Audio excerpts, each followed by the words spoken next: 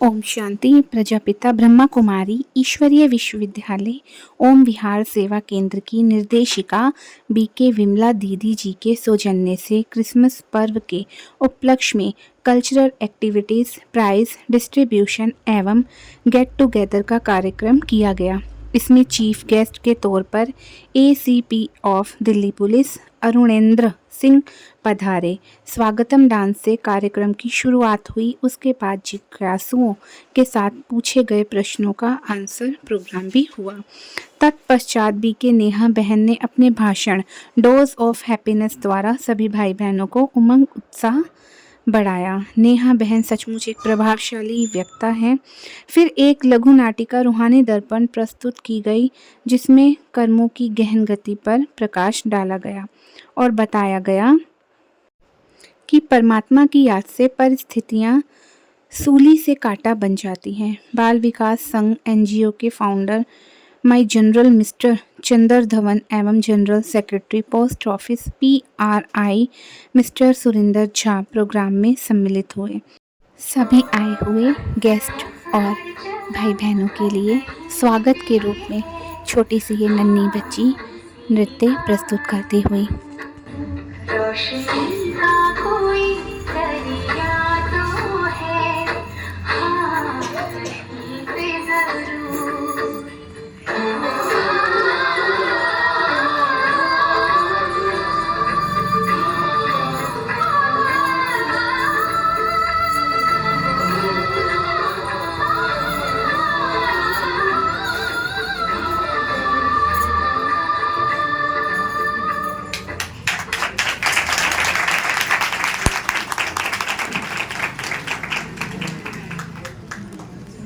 छोटी सी कन्या दृष्टि ने बहुत सुंदर परफॉर्मेंस दिया। अब सबको अच्छा लगा ना? बहुत बढ़िया। तो जोरदार तालियों से फिर से इसका मनोबल बढ़ाएं।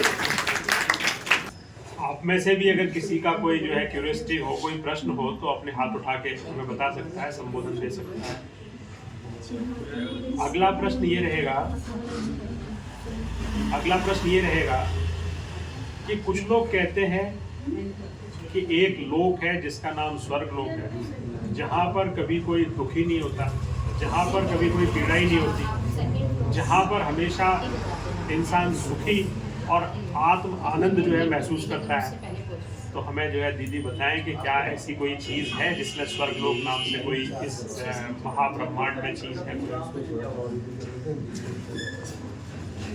बहुत बढ़िया, बहुत सुंदर प्रश्न है। आपने अक्सर देखा होगा, हम सुनते हैं कि जब कोई शरीर छोड़ता है तो क्या कहते हैं? फलाना स्वर्ग सिधारा। कहते हैं फलाना स्वर्ग सिधारा। तो जब हम कहते हैं फलाना स्वर्ग सिधारा, तो इसका मतलब कहीं तो जाता है, लेकिन कहाँ जाता है ये कोई नहीं जानता है। सत्यता ये है कि कोई भी स्वर्ग में जाता ही नहीं है। यदि सब स्वर्ग में जा रहे होते तो इस धरती पर पॉपुलेशन बढ़ नहीं रही होती, कम हो रही होती। धरती पर पॉपुलेशन बढ़ रही है, कम नहीं हो रही है। ठीक है? जिस तरह से जब दिन है तो रात नहीं है, जब रात है तो दिन नहीं है, जब दिन है तो रात नहीं, जब रात है तो दिन नहीं। इसी तरह से जब नर्क है तो स्वर्ग नहीं, जब स्वर्ग है तो नर्क नहीं। सत्युग त्रेता है स्वर्ग और द्वापर कलयुग है नर्क। सत्युग त्रेता है स्वर्ग और द्वापर कलयुग है नर्क। ठीक है? तो आपने सुना होगा, पहले सत्युग आया, फिर त्रेता आया, फिर द्वापर आया, फिर कलयुग आया। अब कलयुग के बाद फिर क्या आएगा? सत्युग आएगा। ठीक है? और सत्युग क्या कहलाता है? स्वर्ग कहलाता है। यानी जब कलयुग है तो सत्युग नहीं, जब सत्युग है तो कलयुग नहीं। ठीक है? तो द्वापर और कलयुग है रात और सत्युग और त्रेता है दिन। ठीक है? तो सिस्टम कैसे चलता है? पहले सत्युग, फिर त्रेता युग, फिर द्वापर युग, फिर कलयुग। कलयुग के बाद पुनः फिर सत्युग। ठीक है? सत्युग स्वर्ग है, त्रेता युग स्वर्ग है।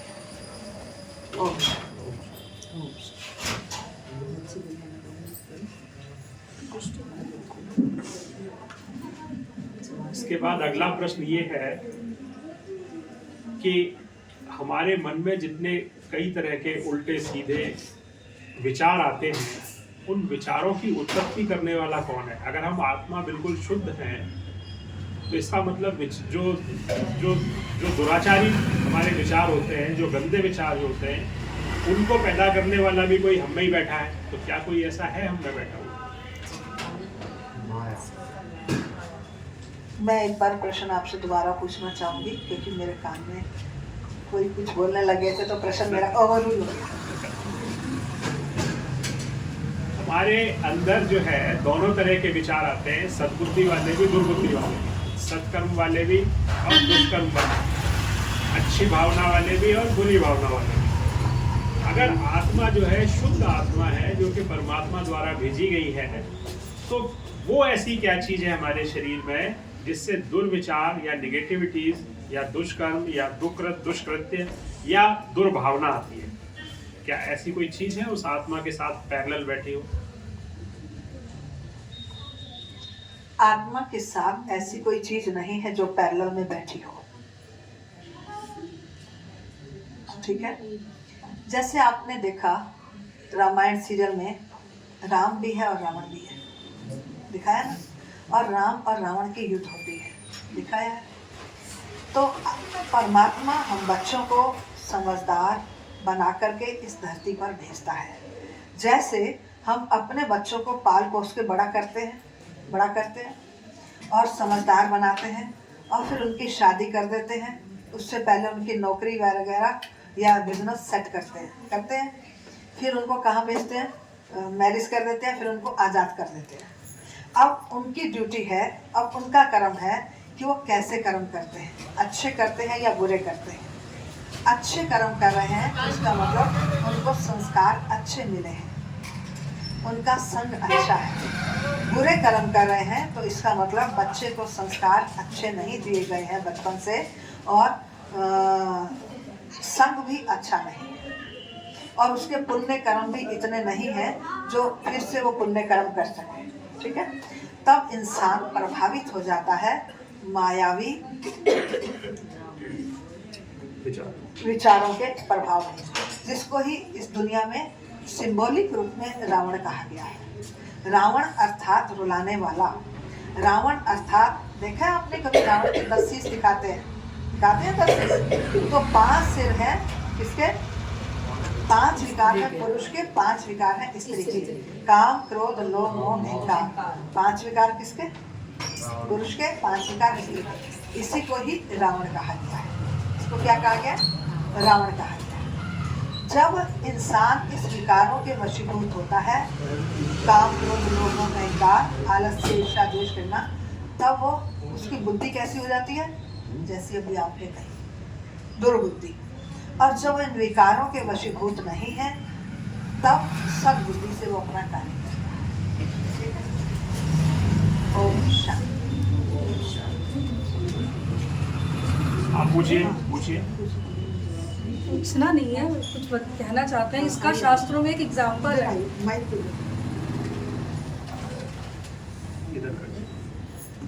ओम शांति।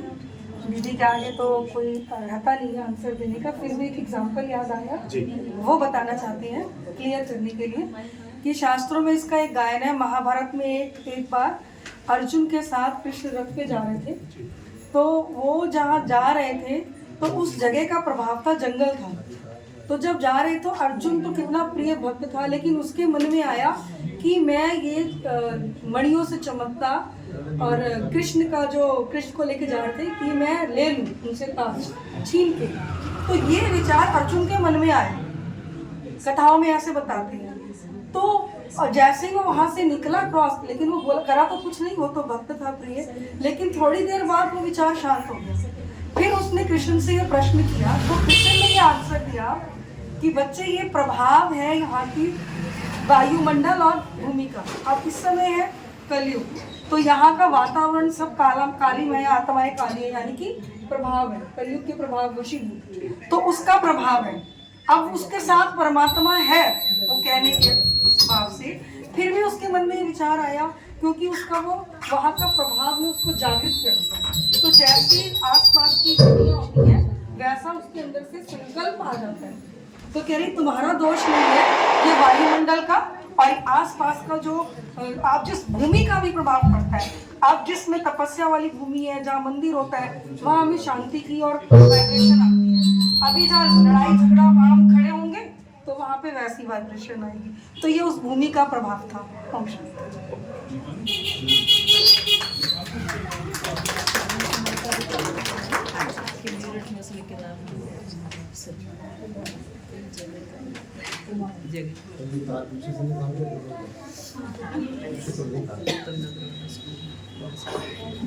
ओम शांति। ओम शांति। और कोई प्रश्न आप पूछेंगे? पूरे हो गए? है तो कोई पूछो। प्रश्न तो कभी अनंत है, अनंत प्रश्न, जैसे हरि अनंत, हरि कथा अनंत, तो उसी प्रकार से प्रश्न भी अनंत है, आते रहते हैं जाते रहते हैं। इस समय जो है शांत हो गए।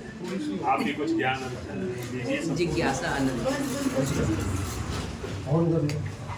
ऑडियंस में से किसी के प्रश्न है? संमित्रा मैडम के, सुरिया जी के, और इधर हमारे PRI साहब आए हैं पोस्ट ऑफिस से, और इधर हमारे प्रबुद्ध सीनियर सिटीजन नागरिक संघ के जनरल सेक्रेटरी आए हुए हैं। हाँ पूछिए, आइए। दीदी के स्माइलिंग फेस से मुझे तो सभी प्रश्नों का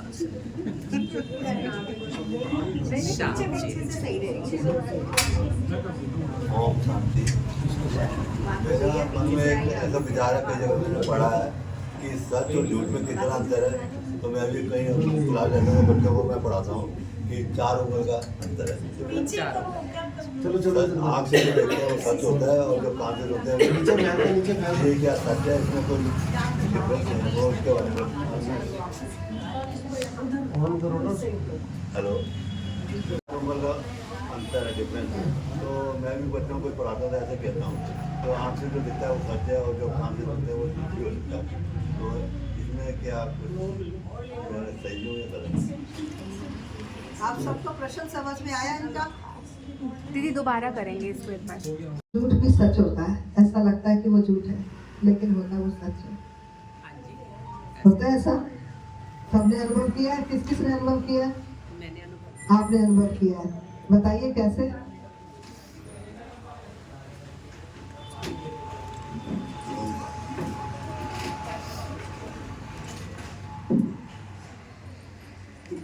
ओम शांति दीदी। ओम शांति सभी भाई बहन को। मैंने जीवन में कितनी बार ऐसा महसूस किया कि मेरी आंखें देख रही हैं, जो बाद में आभास होता है कि मुझे उस समय वैसा दिखाई दे रहा था, लेकिन ये बात तो सच नहीं है। सच तो कुछ और था और मेरी आंखें कुछ और देख रही थी, और मन में अपने आप एक भाव जाग जाता है कि जो हमने उस समय देखा वह सत्य नहीं था। और हम में से जितने भी भाई बहन यहाँ बैठे हैं, सभी ने जीवन में अनेक बार ऐसा महसूस किया होगा। इसी तरह हम कान से सुनते हैं कि मान लीजिए कान से हमने सुन लिया कि हम पहुंच रहे हैं, लेट हो गए हैं। वहां जाकर देखते हैं कि भाई हमें लग रहा था हम लेट हो रहे हैं, कानों में आवाज आ रही थी पता नहीं कहाँ से, भाई लेट हो गए, लेकिन वहाँ गए हैं तो वातावरण में इस तरह का लग रहा था कि पहुंच गए हैं, बहुत है, और ये कोई मीनिंग नहीं है। अर्थात जो हम महसूस कर रहे थे वो झूठ था, या जो हमारे कानों में आवाज आ रही थी वो झूठ था, सत्य कुछ और है। ये एक भाव है, जो आंखें देखे वो सब सत्य नहीं है, जो नहीं देखा वो कई बार सत्य होता है। कान सुन रहे हैं वो सब सत्य नहीं है, जो कानों ने नहीं सुना कई बार वो सत्य होता है। हम सभी ये बात जानते हैं। बाकी तो हमारी दीदी जो बात को परिभाषित कर सकती हैं और विस्तार पूर्वक या कम शब्दों में भी आपकी जिज्ञासा को शांत कर सकती हैं, वैसा तो मैं नहीं कर सकती। धन्यवाद।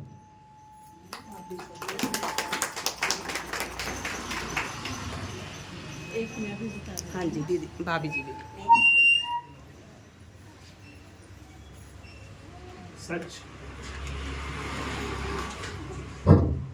सच घटे या बढ़े तो सच न रहे, सच घटे या बढ़े तो सच न रहे, और झूठ की तो इंतहा ही नहीं।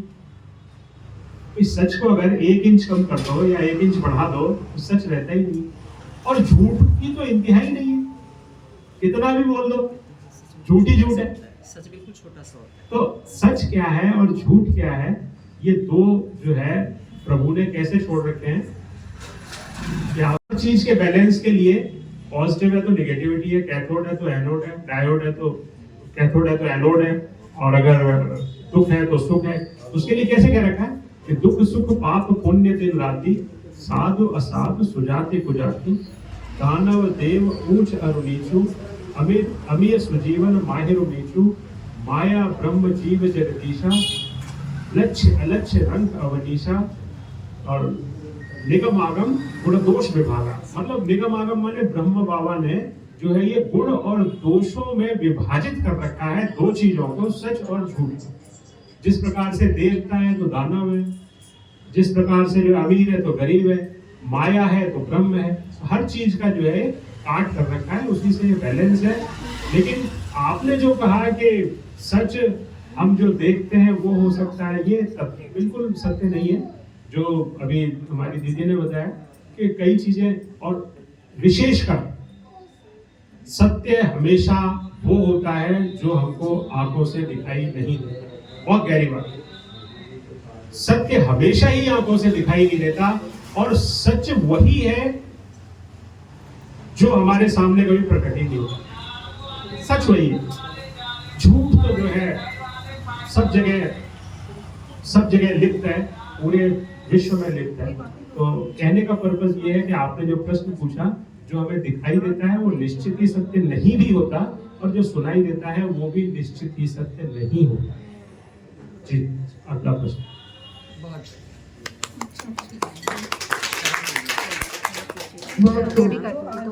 तो अभी आपने जो प्रश्न पूछा था, आपको इसका जवाब मिल गया या और इसको डिटेल करने की जरूरत है? सच और झूठ में चार। सच और झूठ की मुख्य बात यह है, जो सच वाला होगा उसके चेहरे पर डर नहीं होगा, जो झूठ वाला होगा वो अंदर से डरता रहेगा। कहावत भी है, सच के लिखो नच। सच वाला सदैव निडर होगा और मस्त रहेगा, खुश रहेगा, और झूठ वाला अंदर से डरता होगा कहीं मेरी पोल ना खुल जाए। उसके चेहरे पे भी तनाव देखिए, उसके चेहरे पर भी तनाव होगा। ठीक है, उसी से पता चल जाता है सच क्या और झूठ क्या। ओम शांति। तो अभी प्रश्नों की जो प्रश्न उत्तर थे वो समाप्त हो गए हैं। अभी यदि किसी का हो तो हम लास्ट प्रश्न लेंगे, उसके बाद हम कार्यक्रम को विधिवत प्रारंभ करेंगे। है कोई और प्रश्न? लास्ट, हाँ जी, पूछिए, आइए। आप हमारे पोस्ट ऑफिस में, उत्तम नगर पोस्ट ऑफिस में पब्लिक रिलेशंस इंचार्ज है, ऑफिसर है, तो आप प्रश्न पूछिए। ओम शांति। कर्म लोग सही करता है लेकिन उसका फल उसके मन के मुताबिक नहीं मिलता है, क्या कारण है? कर्म लोग सही करता है, ईमानदारी से रहता है, सब कुछ ठीक ठाक करता है, लेकिन उसका फल जो सोचता है वो नहीं मिल पाता है, उसका क्या कारण?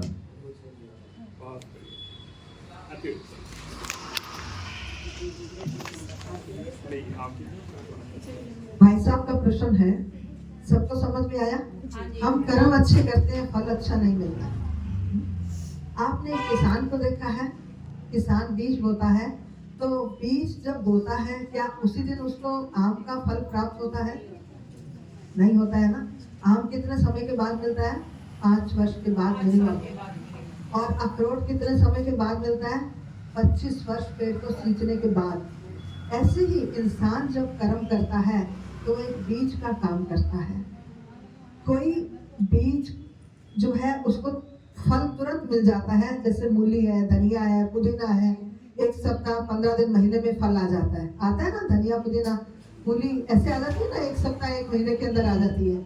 और आम 5 साल में आया और अखरोट 25 साल में आया। ऐसे जब हम कर्म करते हैं तो किसी कर्म का फल हमें तुरंत मिलता है, किसी कर्म का फल हमें 15 दिन बाद मिलता है, किसी कर्म का फल 1 महीने बाद मिलता है, किसी कर्म का फल 6 महीने बाद मिलता है, किसी कर्म का फल 10 साल बाद मिलता है, किसी कर्म का फल बुढ़ापे में मिलता है और किसी कर्म का फल अगले जन्म में, किसी कर्म का उससे भी अगले जन्म में फल मिलता है।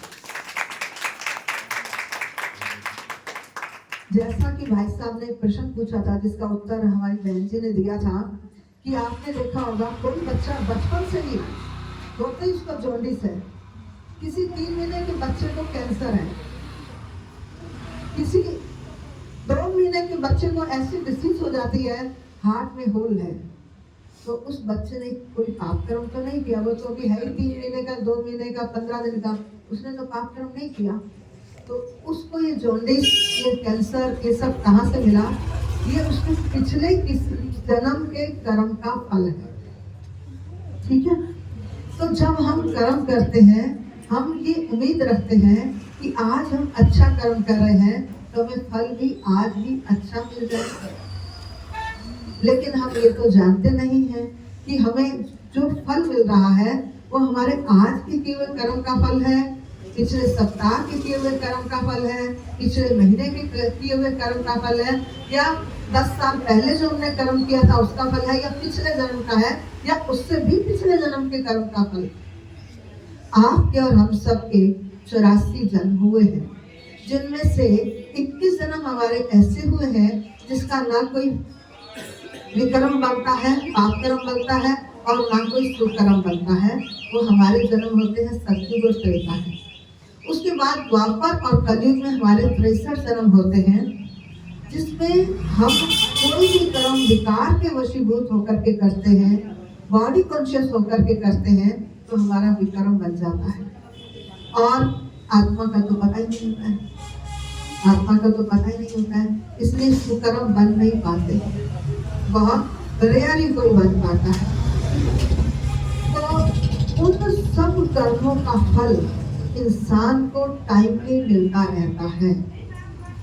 कभी कभी आप देखते हैं हम जब कोई गलती करने लगते हैं हमें कुछ इंट्यूशन होती है, टचिंग होती है, हम तुरंत उस टचिंग को कैच करके एक्शन ले लेते हैं।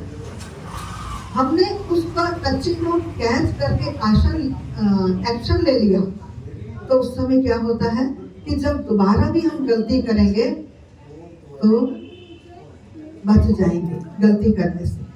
तो ऐसे कर्मों का फल हमें तुरंत मिल जाता है ताकि हमारा पाप कर्म जमा ही ना हो, क्योंकि हम सुन रहे हैं ना अपने इंट्यूशन को। कभी कभी ऐसा भी होता है कि हमें इंट्यूशन मिल रही है, बेटा ये मत कर, गलत है, फिर भी हम कर बैठते हैं। फिर जब हमने कर लिया तो हमने क्या किया, परमात्मा की तरफ से आई हुई ब्लेसिंग को, आए हुए मैसेज को हमने डिसरिगार्ड कर दिया, डोंट केयर कर दिया। अब दूसरी बार जब परमात्मा हमको मैसेज देता है, अर्थात इंट्यूशन पावर देता है, तो हम उसको कैच नहीं कर पाते, क्योंकि परमात्मा के और हमारे बीच में एक डोंट केयर की दीवार बन जाती है। और जो हम परमात्मा से मैसेज रिसीव कर लेते थे बड़ी आसानी से, वो मैसेज आता है हमारे पास और उस डोंट केयर की दीवार से टकरा करके वापस चला जाता है। तब वो कर्म हमारा, अर्थात वो गलती हो रही थी और हम उसे रोक नहीं पाए डोंट केयर की वजह से, तो पाप कर्म बन गया। तब ऐसी गलतियां वृद्धि को पाने लगती हैं और बढ़ती ही रहती हैं, क्योंकि एक डोंट केयर की दीवार है। अब हम मैसेज उनका आ रहा है परमात्मा का, हमारे अंदर शक्ति नहीं है जो हम रिसीव कर पाए, तो इसलिए बार बार वापस जा रहे हैं, इसलिए बार बार हमारे विकर्म बनते जा रहे हैं। क्या बनते जा रहे हैं? विकर्म बनते जा रहे हैं। तो ऐसे कर्मों का फल 10 साल बाद, 20 साल बाद, 40 साल बाद, 60 साल बाद मिलता है। और ऐसे ही कर्मों में से बार बार परमात्मा हमें अवसर देता है स्वयं को परिवर्तन करने का, सद्गुण करने का, सत्कर्म करने का। अगर हम कहीं पर भी उसको रिसीव करके सत्कर्म करने लगते हैं तो वहाँ फुल स्टॉप हो जाता है। लेकिन अगर हम नहीं सत्कर्म करना शुरू करते हैं, उन अवसरों को बार बार खोते हैं, तो ऐसे कर्मों के लिए कहा जाता है कि इसके पाप का घड़ा भरेगा, टूटेगा, तब इसको फल मिलेगा।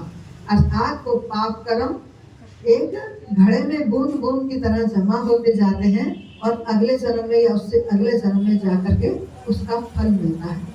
इसलिए हमें लगता है कि हम अच्छा कर्म कर रहे हैं तो हमें फल नहीं मिल रहा है, क्योंकि अभी जो हमें फल मिल रहा है वो पिछले जन्म के कर्म का फल मिल रहा है। जो आज हम अच्छा कर रहे हैं उसका फल हमें या तो बुढ़ापे में मिलेगा या तो अगले जन्म में मिलेगा। आशा करती हूँ आपको इस प्रश्न का उत्तर क्लियर हुआ होगा। ओम शांति।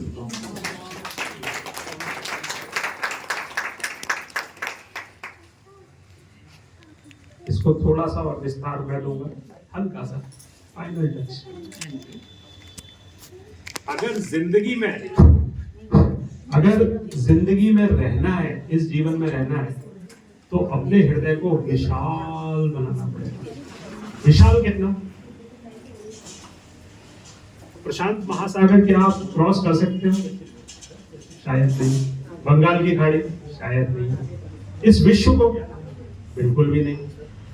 इससे भी बड़ा विशाल हृदय रखना पड़ेगा। इतनी हमको और आपको दिक्कतें आएंगी, आ सकती हैं इस जीवन में।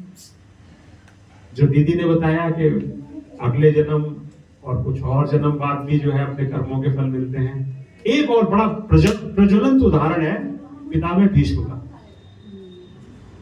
जब वो कांटों के बाणों के शैया पे लेटे हुए थे, शरशैया पे लेटे हुए थे, तो अंतिम समय में जो है श्री कृष्ण भगवान आते हैं उनके पास। तो वो उनसे यही पूछते हैं कि भगवान, पहले तो मैं आपको ये शेयर करना चाहूंगा ज्ञान कि जो भीष्म पितामह थे वो 8 वसुओं में से एक थे। 11 रुद्र होते हैं, 8 वसु होते हैं, 8 वसुओं में से एक थे। अर्थात वसु वो होते हैं जो पार्षद होते हैं भगवान के। तो उनको जो है किसी कारणवश जो है इस पृथ्वी पर आना पड़ा, तो उनको मैक्सिमम ज्ञान होता है जनरली। तो वो कहते हैं श्री कृष्ण भगवान से कि भगवान, मैं जो आपने मुझको पावर दी है 100 जन्मों तक की दी है, मैं अपने 100 जन्मों तक के सत्कर्म और दुष्कर्म को देख करके आंकलन निकाल सकता हूं कि मैंने ऐसा कोई भी कर्म नहीं किया जिसकी वजह से मुझे आज ये सजा मिली हो कि मैं शरशैया पे लेटना पड़े। तो कृपया करके मुझे जो है बताएं कि मैंने ऐसा कौन सा काम किया है, कब किया है, जिसका रिजल्ट जो है ऐसा हुआ है कि मुझे आज बाणों के शैया पे लेटना पड़ा। भगवान जो है मुस्कुरा कर बोलते हैं, श्री कृष्ण भगवान मुस्कुरा के कहते हैं कि तुम सत्य कह रहे हो, लेकिन अब आप जो है 101वें जन्म में देखो कि आपने क्या किया था। मैं आपको जो है हल्का सा उतना दिव्य नेत्र ज्योति देता हूं जिससे आप देख सको। तो वो 101वें जन्म में देखते हैं अपने ऊपर, तो पाते हैं कि वो जो है किसी बढ़िया राज्य के राजकुमार थे। और राजकुमार होते वक्त जब वो शाम को खेलने जाते हैं आखेट पे, आखेट मतलब शिकार खेलने जाते हैं, तो जंगल से जब लौट रहे होते हैं तो पगडंडी में जो है सामने एक सर्प आ जाता है। जो जनरली युवा राजकुमार होते हैं तो वो किसी न किसी आवेश में आकर के और कहीं न कहीं ज्ञान की कमी होने की वजह से हमेशा नटखटपन ज्यादा उनका व्यवहार होता है। उन्होंने क्या किया, अपने तरकश से एक तीर उठाया और उस तीर से जो है पगडंडी पर चल रहे उस सर्प को उठाया, उठा करके जो है घुमाया हाथों से और पीछे की ओर फेंक दिया और अपने राजमहल की ओर आगे बढ़ गए। अब वो राजमहल तो आ गए, लेकिन उस सर्प का क्या हुआ? बोले भगवान, मैं जो देख पा रहा हूं वो तो ये है कि वो सर्प तो जो है पेड़ में जाके अटक गया। पेड़ के कांटे जो कि सेंटीमीटर्स के होते हैं, सेंटीमीटर से लेके इंचेस तक होते हैं, पेड़ के कांटों का रिजल्ट ये मिला कि इतने बड़े तीरों पे जो है भीष्म पितामह को लेटाना पड़ा। आपने और हमने अपने समय में जो 1970, 80, 90 के होंगे, एक गाना भी बड़ा चला था कि तुम 1 पैसा दोगे वो 10 लाख देगा। समझ जाओ, आज आप 1 पैसा दोगे किसी को आपको निश्चित 10 लाख मिलेंगे। अगर आप किसी को कांटा चुभोगे सेंटीमीटर्स में, तो बड़े बाणों जितना जो है आपको चुभन मिलेगा। ये बड़ा प्रचलित उदाहरण है, हो सकता है मैंने आपको क्लियर किया हो कि आप तो फिर ये कह रहे हैं कि मैंने कुछ अच्छे काम किए हैं तो मुझे उसका मन चाहा फल नहीं मिल पा रहा है। नंबर 1, आपने ये प्रश्न जो है, प्रश्न तो उत्तम है, लेकिन रिजल्ट का पाना या चाह करना अपने आप में नेगेटिव है। भगवत गीता में जो है श्री कृष्ण ने भी बहुत बार कहा है कि फल की इच्छा तो बिल्कुल ही मत करो। दीदी ने भी कहा विकर्म करो, अकर्म, कर्म अकर्म, सत्कर्म विकर्म। हम जो है हमेशा अपने कर्मों में तल्लीन रहते हैं और हम कभी भी नहीं देख पाते कि हमारे दुष्कर्म कहाँ हुए और उनका विकर्म क्या करना है। हम कभी देख ही नहीं पाते कि बेटा ही नहीं, हम अपने मस्त हैं। इंद्रियां जो है अपने में लगाने में, जो इंद्रियां जिसको रास आ रहा है जिस चीज में, इंद्रियां उसमें लिप्त होती चली जा रही है। कर्मेंद्रियां 5 है, ज्ञानेंद्रियां 5 है, इंद्रियों पे वश नहीं है। मन जो है जहां चाह रहा है उड़ता हुआ चला जा रहा है। अतः जो भी हम कर्म करते हैं, तो वो श्री कृष्ण अर्जुन से भी कहते हैं कि देख अर्जुन, तेरे और मेरे कई जन्म हो चुके हैं, तेरे और मेरे अनंत जन्म हो चुके हैं। ऐसा नहीं है कि मैं और तू अभी जो है इस द्वापर युग में आए हैं, लेकिन फर्क इतना है, मुझे सब याद है और तुझे कुछ भी याद। देखो, इसको अपनी जिंदगी से बिल्कुल ओवरलैप करते हुए चले जाओ। प्रभु जब भी आते हैं उनको सब याद रहता है, हमें कुछ भी याद नहीं। जब वो बताते हैं, जब वो हमें जागृत करते हैं, तब हमें याद आता है। नहीं तो हमारी जो शॉर्ट मेमोरी है विस्तृत पड़ी हुई है। जब भी हम अपने कर्म को करें, कभी भी फल पे बिल्कुल भी निगाह न रखें। उन्होंने कहा कर्म करना तेरा काम है, फल पे इच्छा मत, अपना अधिकार मत जाहिर कर। इसके अलावा भी है बहुत सी चीजें, आप प्रश्न करोगे तो बहुत सी चीजें सामने आएंगी।